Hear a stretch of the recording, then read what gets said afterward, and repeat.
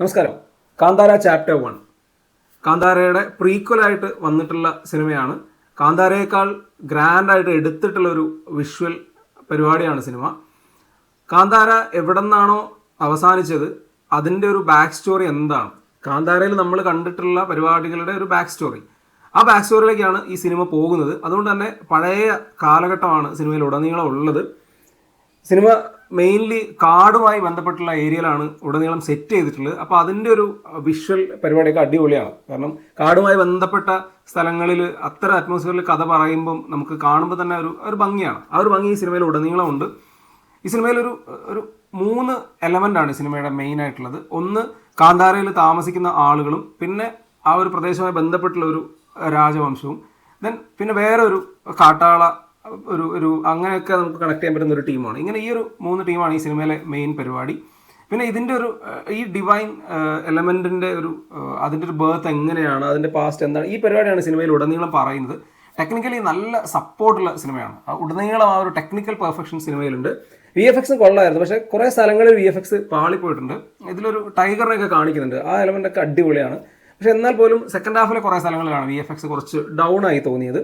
കാന്താര കേസിൽ കാന്താരയുടെ ക്ലൈമാക്സ് ആയിരുന്നല്ലോ ഏറ്റവും ഹൈലൈറ്റ് ആയിട്ടുള്ള പരിപാടി. ഇവിടെ ക്ലൈമാക്സ് എനിക്ക് പേഴ്സണലി അത്ര ഇതായി തോന്നിയില്ല. കാരണം ഒരുപാട് ഭക്തി പരിപാടികളൊക്കെ കുത്തി നിറച്ച് ഓവർ ദ ടോപ്പ് ആക്കി മാറ്റിയിട്ടുണ്ടായിരുന്നു. മേ ബി അതൊരു നോർത്തിലൊക്കെയുള്ള ഓഡിയൻസിനെ കണക്ട് ചെയ്യാനുള്ള അതായിരിക്കും തോന്നി. പക്ഷെ അത് കുറച്ചൊരു ഓവർ പരിപാടിയായിട്ട് തോന്നി.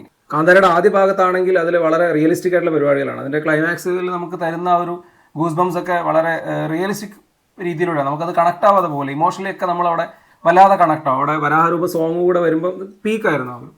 അങ്ങനത്തെ ഒരു പീക്ക് പരിപാടി ഇതിനകത്ത് 2-3 സ്ഥലങ്ങളിലുണ്ടെന്ന് പറയാം. കാരണം അതിൻ്റെ ഇൻ്റർവൽ പോർഷൻസ് ആണ് സിനിമയുടെ ഏറ്റവും ടോപ്പായിട്ടുള്ള മൊമെൻ്റ് എന്ന് തോന്നിയത്. അവിടെ അറിയാതെ സീറ്റിൽ നമ്മൾ എണീറ്റ് പോകുന്ന രീതിക്കുള്ളൊരു പരിപാടി ഉണ്ട്. അതുപോലെ സിനിമയുടെ സ്റ്റാർട്ടിങ്ങും ഗംഭീരമായിരുന്നു. സെക്കൻഡ് ഹാഫിലാണ് ഈ പറഞ്ഞ ഫസ്റ്റ് കാന്താരയുടെ ഒരു ക്ലൈമാക്സിനോടൊക്കെ റിലേറ്റ് ചെയ്യാൻ പറ്റുന്ന ടൈപ്പ് ഓഫ് ഒരു എലിവേഷൻ സീനുകളും പരിപാടിയൊക്കെ ഉള്ളത്. അത് നൈസായി വന്നിട്ടുണ്ട്. ഈ സിനിമയിലെ പെർഫോമൻസിലേക്ക് വന്നാൽ ഋഷഭ് ഷെട്ടി ഗംഭീരമാണ്. കാരണം പുള്ളി ഈ സിനിമയ്ക്ക് വേണ്ടി ആസ് എ ഡയറക്ടർ എടുത്ത എഫേർട്ടിന് അപ്പുറത്തേക്ക് ആസ് എൻ ആക്ടർ എടുത്തിട്ടുള്ള എഫേർട്ട് ഗംഭീരമാണ്.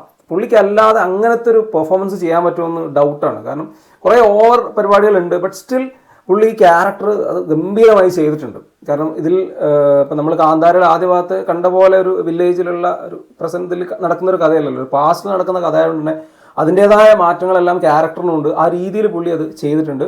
അതുപോലെ ഇതിൽ ഹീറോയിനായി വന്നിട്ടുള്ള ആളും പുള്ളിക്കാരി ഋഷഭിൻ്റെ പെർഫോമൻസോട് ഗംഭീരമായി ചേർന്ന് പെർഫോം ചെയ്തിട്ടുണ്ട്. ജയറാമേട്ടനുണ്ട്. ജയറാമേട്ടൻ ഇതിലൊരു നെഗറ്റീവ് ഷെയ്ഡ് ക്യാരക്ടറാണ്. പുള്ളിക്കാരൻ ആദ്യമൊക്കെ നൈസായി തോന്നിയിരുന്നു, ഒരു രാജാവായിട്ടാണ്. പക്ഷേ അവസാനമൊക്കെ ആയപ്പം പുള്ളിക്കാരനെ കൊണ്ട് പറ്റാത്ത പോലെയാണ് പേഴ്സണലി തോന്നിയത്. അപ്പോൾ സിനിമയിലെ പെർഫോമൻസ് ഒക്കെ അടിപൊളിയാണ്.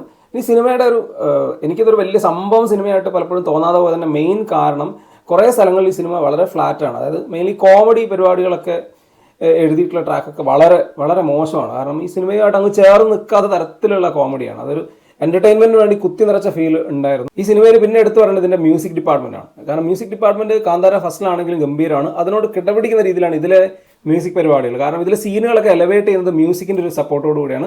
അത് എടുത്ത് പറയാൻ മാത്രമുണ്ട് ഈ സിനിമയിലൂടെ നീളം. കാരണം പ്രത്യേകിച്ച് ക്ലൈമാക്സിൽ VFX പരിപാടിയൊക്കെ കുറച്ച് ഓവർ പരിപാടിയൊക്കെ വന്നെങ്കിലും അവിടെയുള്ള മ്യൂസിക്കൊക്കെ ഗംഭീരമായിരുന്നു.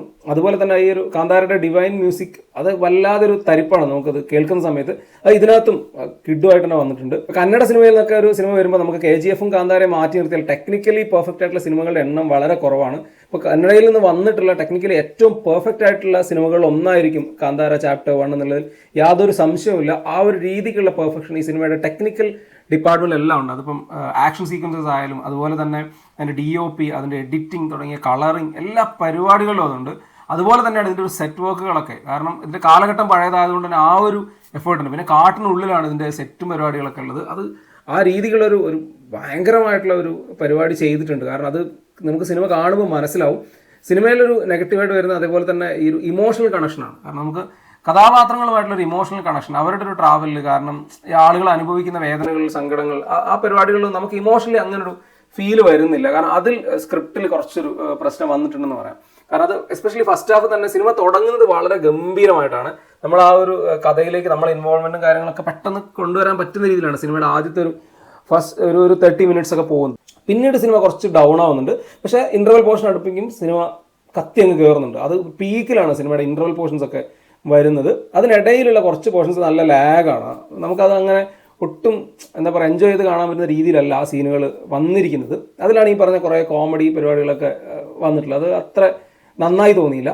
സെക്കൻഡ് ഹാഫിലേക്ക് വരുമ്പോൾ സെക്കൻഡ് ഹാഫും സ്റ്റാർട്ടിംഗ് ഒന്നും കുഴപ്പമില്ലാതെ പോയി. പിന്നെ ഈ പറഞ്ഞ പോലെയുള്ള ഒരു 1-2 ഹെവി സീൻസ് ഒക്കെ ഉണ്ട്, ആക്ഷൻ പരിപാടികളൊക്കെ ആയിട്ട് അത് പോയി. പിന്നെ സിനിമ അങ്ങ് ഡൗൺ ആവുന്നുണ്ട്. ക്ലൈമാക്സിലേക്ക് വരുമ്പം അതിനിടയ്ക്ക് ഒരു ട്വിസ്റ്റും പരിപാടിയൊക്കെ അതൊക്കെ കിടുവായിരുന്നു. ക്ലൈമാക്സ് വരുമ്പോഴാണ് ഈ കുറച്ച് ഓവർ കത്തിക്കൽ പരിപാടിയൊക്കെ ആയിട്ട്. എങ്കിൽ പോലും വിഷ്വലി സിനിമ തിയേറ്ററിൽ എക്സ്പീരിയൻസ് ചെയ്യാനുള്ള ഒരു പരിപാടി ഉണ്ട്. എന്തായാലും ഒരു എബോ ആവറേജ് എക്സ്പീരിയൻസ് ആയിട്ട് തന്നെ ഉണ്ട് സിനിമ. ഇനി എങ്ങനെയെല്ലാം നെഗറ്റീവ്സ് ഉണ്ടെങ്കിൽ പോലും കാരണം വിഷ്വലി തിയേറ്ററിൽ കണ്ട് വണ്ടടിക്കാൻ പറ്റുന്ന തരത്തിലുള്ളൊരു സിനിമയാണ് ഒരുക്കിയിട്ടുള്ളത് ഋഷഭ് ഷെട്ടി. ആ നിലയ്ക്ക് പ്രത്യേകിച്ചും ഭക്തി പരിപാടികളൊക്കെ നോർത്തിൽ വലിയ രീതിയിൽ ക്ലിക്കാവാൻ സാധ്യതയുള്ളത് കൊണ്ട് തന്നെ എനിക്ക് തോന്നുന്നു ഒരു പാൻ ഇന്ത്യൻ സക്സസ് ആയിട്ട് സിനിമ മാറാനുള്ള ചാൻസസ് ഉണ്ട്.